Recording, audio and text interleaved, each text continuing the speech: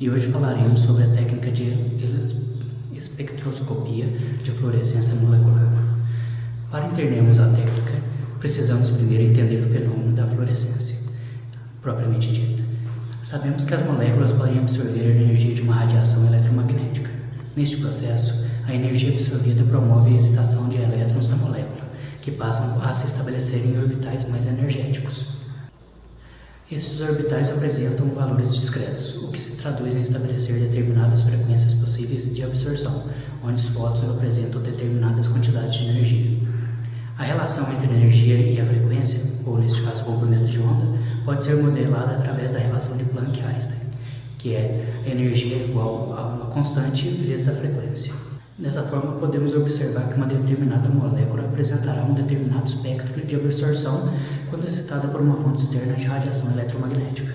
Deste gráfico, infere-se a quantidade de transições eletrônicas e as suas energias, que podem ser ilustradas pelo diagrama de Jablonski. Uma molécula que recebeu energia tende a remiti-la para os seus elétrons voltarem ao estado fundamental. Existem várias formas de se realizar essa emissão, mas para os fins desse seminário, vale ressaltar apenas 4.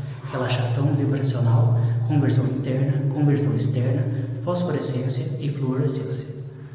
A velocidade com que cada um desses decaimentos ocorre varia com certos fatores que serão detalhados a seguir. A relaxação vibracional, a conversão interna e a conversão externa são processos de desativação que não geram emissão de fótons, ou seja, luz. A energia absorvida é emitida de outras maneiras. Na relaxação vibracional, o elétron se desloca entre os estados vibracionais de um determinado estado eletrônico, transferindo sua energia para o solvente, até alcançar um nível vibracional mais baixo.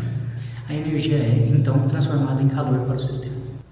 A conversão interna, por sua vez, ocorre quando níveis vibracionais de diferentes níveis energéticos se sobrepõem. A transição do elétron também ocorre de forma a não emitir fótons, conforme ilustra o diagrama. Aqui vale destacar que se deve tomar muito cuidado com este conceito, já que o termo conversão interna também é utilizado em física nuclear para descrever fenômenos de emissão de radiação beta. A conversão externa é a transição do elétron para estados eletrônicos mais baixos sem a mudança do seu spin. O elétron passa do estado vibracional mais baixo do estado eletrônico maior para o estado vibracional mais elevado do estado eletrônico inferior. A energia é transferida às outras moléculas do sistema e, como se pode inferir, depende fortemente das suas interações.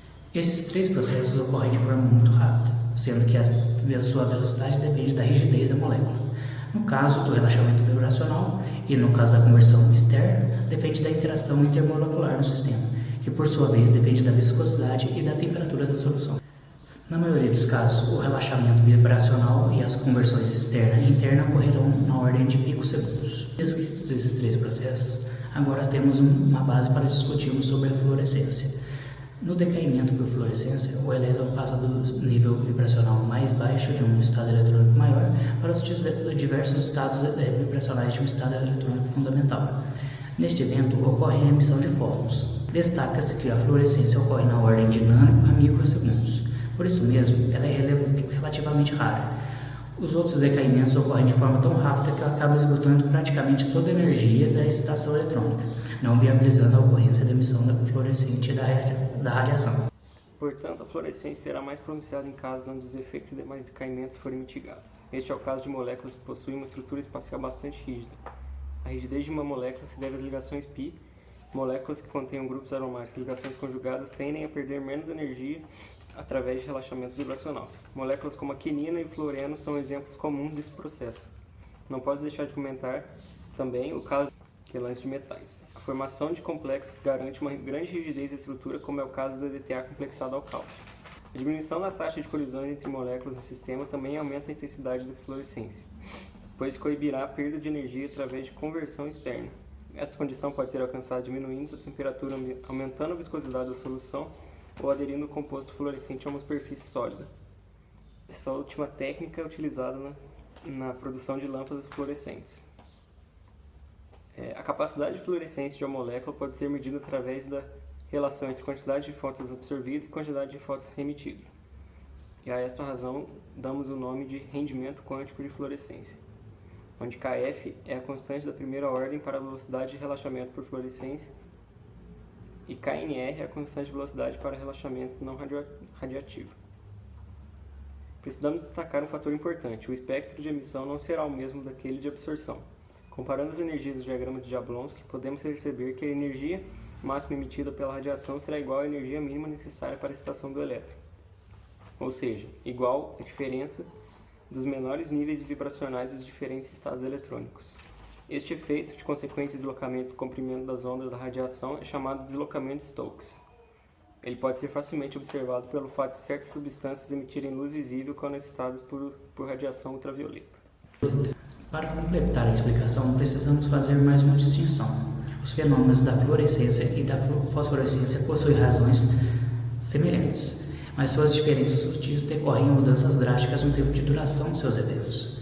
Ao contrário da fluorescência, em que a desativação eletrônica ocorre com elétrons assumindo sítios onde ele pode ser emparelhado com outro, na fosforescência ocorre mudança do espinho eletrônico.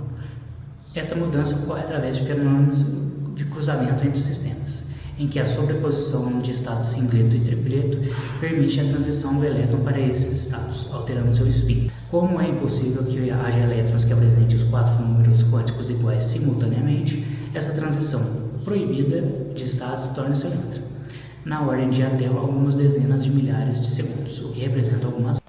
Outro tipo de luminescência que não podemos deixar de mencionar é a quimiluminescência. Ela acontece quando as próprias reações químicas são capazes de excitar os elétrons para orbitar sincletos. Quando ocorre em seres vivos é chamado de bioluminescência. Como é de se esperar, a intensidade da radiação emitida é diretamente proporcional à energia absorvida, ou seja, a radiação emitida é uma função da luz absorvida. Quando nos referimos a soluções, a quantidade de luz absorvida por um composto fluorescente dependerá de 3 parâmetros principais: a radiação incidida sobre o sistema, a distância pela qual o feixe luminoso se desloca e a densidade, ou melhor dizendo, a concentração das espécies. Se tomarmos essa distância como constante, poderemos chegar a uma função em que a emissão eletromagnética depende apenas da concentração de uma amostra e da intensidade da luz emitida. Se esta emissão se mantiver constante, teremos uma função com apenas uma variável. Tal relação pode ser descrita através das seguintes equações e este é o princípio fundamental da fluorimetria. Para concentrações baixas, podemos esperar que a potência emitida, F, seja linearmente dependente da concentração. Descritos esses fenômenos, podemos entrar agora na instrumentação das medições de fluorescência. De modo simplificado, um fluorímetro funciona da seguinte forma: a partir de uma fonte de luz é selecionado um feixe de luz excitante de uma determinada faixa de frequência. Esta limitação da frequência emitida pode ser obtida através de fontes especializadas ou através de seleção ativa, através de um conjunto de filtros, lentes e espelhos chamados monocromadores. De modo simplificado, um fluorímetro funciona da seguinte forma: a partir de uma fonte de luz é selecionado um feixe de luz excitante de uma determinada faixa de frequência. Essa limitação de frequência emitida pode ser obtida através de fontes especializadas ou através de seleção ativa, utilizando um conjunto de filtros, lentes e espelhos monocromadores. Parte da radiação que chega a uma cubeta contendo analito fluorescente é absorvida pelo material que, pelas razões descritas anteriormente, emitem radiação em comprimentos de onda específico. Este feixe é então captado por um detector fotossensível que mensura a intensidade dessa emissão. Para possibilitar a medição, existe um monocromador que garante que apenas uma determinada faixa de frequência de onda chegará ao detector ao mesmo tempo. Com o conjunto de medidas de solução padrão, então é possível determinar a concentração de substância em solução a ser analisada, muitas vezes através de softwares nativos do equipamento. Pelo esquema, também podemos destacar um ponto crucial da arquitetura. O eixo do detector é alocado perpendicularmente ao eixo da fonte de luz, isto para que o raio excitante que não foi absorvido pela solução não alcance o detector e interfira nas medidas. A seguir, nos aprofundaremos mais nos componentes deste equipamento. Primeiro, falaremos da fonte de radiação. Existem vários tipos e podemos destacar as lâmpadas de vapor de mercúrio, lâmpadas de arco de xenônio, lâmpadas de deutério, LEDs e lasers. Esses últimos emitem radiação em faixa de comprimento bastante específica. Os detectores, por sua vez, são associados a um tubo de vácuo fotomultiplicador, cuja sigla em inglês é PMT, ou seja, um componente capaz de aumentar inúmeras vezes a intensidade da luz captada. Este mecanismo concede ao equipamento uma grande sensibilidade. Como vimos anteriormente, a intensidade da radiação emitida por uma amostra também depende da intensidade da radiação que excitou. Portanto, é necessário medir ambas para se determinar a sua concentração. Dessa forma, são dispostos 2 detectores no equipamento. Agora falaremos dos monocromadores. Existem 2 principais arquiteturas, começando por aquelas com a qual estamos menos familiarizados.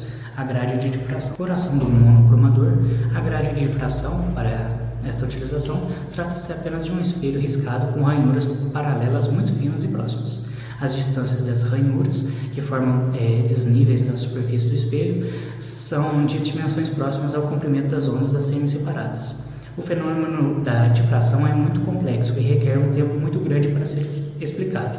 Portanto, seremos sucintos e nos ateremos apenas àquilo que nos interessa no momento. Um raio de luz de comprimento lambda será refletido por esse espelho e será difratado em diferentes ângulos. A intensidade dos raios refletidos variará de forma senoidal e dependendo do ângulo de reflexão, como pode ser visto no gráfico. Esses padrões também dependem do seu comprimento de onda lambda. Dessa forma, a grade consegue separar vários comprimentos de onda. A segunda arquitetura é baseada em um prisma que refrata a luz, fenômeno que nós já estamos familiarizados desde o ensino médio. Como esses componentes são móveis, é possível escolher os comprimentos de onda incidentes emitidos. E no caso do espectro fluorímetro, é possível obtermos curvas dos espectros da intensidade em razão do comprimento de onda.